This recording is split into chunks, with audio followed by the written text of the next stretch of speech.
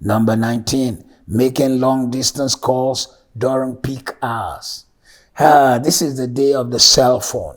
Everybody has one in their hands. We buy data. But have you realized when you make calls beyond your locality, the cost of your call increases? But even then, phone companies have peak periods when long distance calls are cheaper. Nothing wrong with you choosing the time you make the call. Some friends may say, you don't always call at so and so time.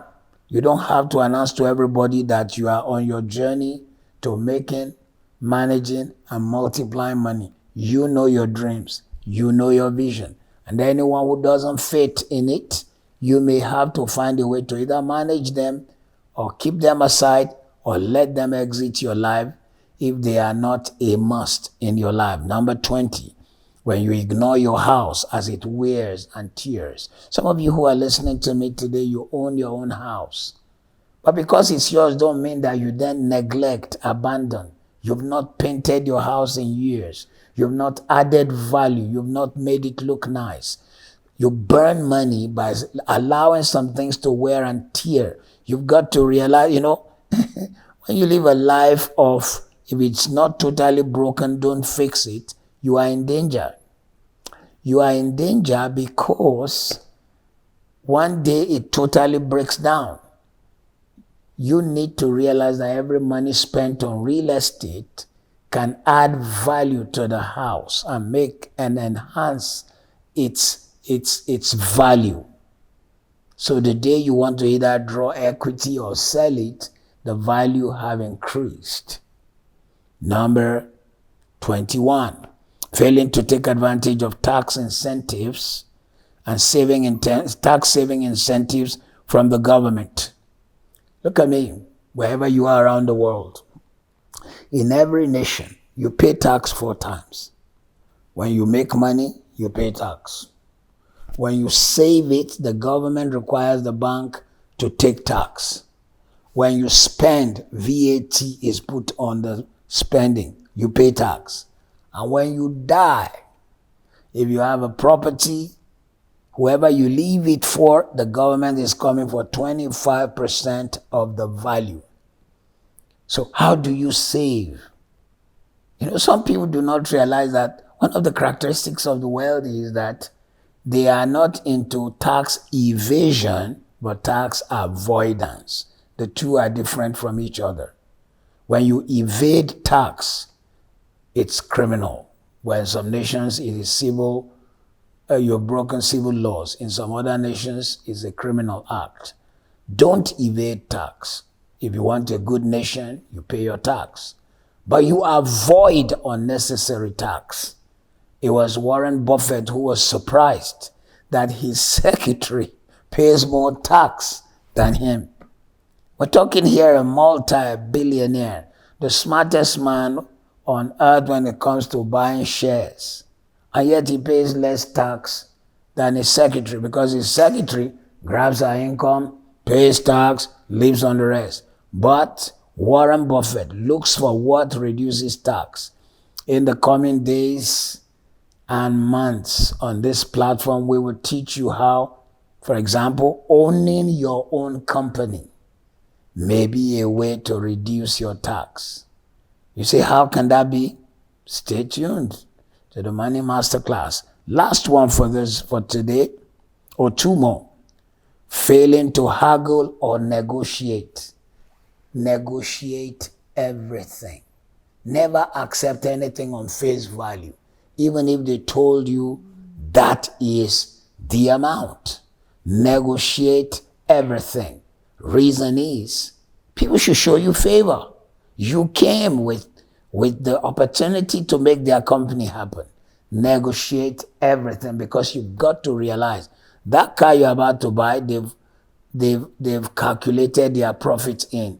And if you told them you're going to walk away from them, you're going to another showroom somewhere, they know that they are likely to lose 500 pounds. So what's the big deal if they say, okay, we'll take 450 pounds profit. Let's give this man the 50 pounds he's asking for. But if they became arrogant and you walk away, another store will give you 450. They lost. you gained. Negotiate everything. Everything in life is negotiable. You must not forget that. When you fail to negotiate, and I've met people who in arrogance, they feel, if I start negotiating, they'll think I am cheap. Oh, anyone can think what they like. Whatever they like, they can call you Scrooge, etc. Negotiate everything. The 23 and the last way we burn money is when we follow the expiry date on food rigidly. Some people, once the food says it expires today, they can't eat it. They follow it so rigidly. Or it expired yesterday. They say, it has expired yesterday. I'm not a food scientist, but I know that they leave latitude of time, latitude of days. So instead of you throwing away good food because it expired yesterday, maybe what you should do is, number one, buy dry food so that it stays longer. Buy fresh food so you can freeze it. If you buy fresh food and you freeze it, or dry food and it stays longer, it is better than you saw that can of yogurt is going to expire in 3 days' time, and you bought it anyway. You say there's no yogurt in the house. You spent £4. And truly, you became so busy, or your taste bud for yogurt wasn't there, and you lost that £4.